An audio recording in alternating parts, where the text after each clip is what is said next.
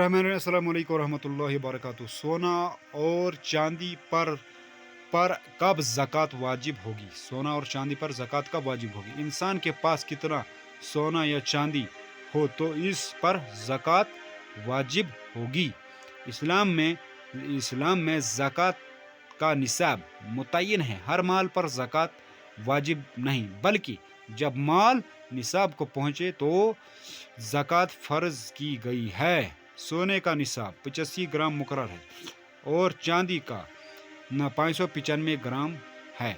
अगर किसी आदमी के पास 85 ग्राम सोना, 7.5 तोला या 595 ग्राम चांदी, 52.5 तोला या इससे ज़ायद मिकदार पूरे साल बढ़ी रही तो साल गुजरने के बाद 2.5% के हिसाब से ज़कात अदा करेगा।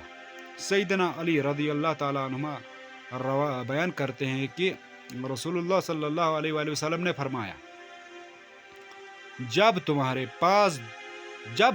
पास 200 दिरहम, मतलब जब तुम्हारे पास 200 दिरहम 595 ग्राम चांदी हो, इस पर साल गुजर जाए तो इसमें 5 दिरहम ज़कात है।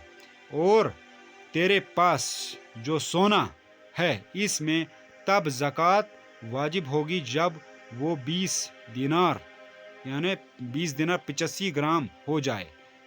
जब 85 ग्राम हो जाए वाजिब सोने जब सोना 20 दिनार यानी 85 ग्राम हो जाए और इस पर साल गुजर जाए तो इस पर 2.5% ज़कात है। और जो इससे ज़ायद हो इसकी ज़कात भी इसी हिसाब से 2.5% से दी जाएगी।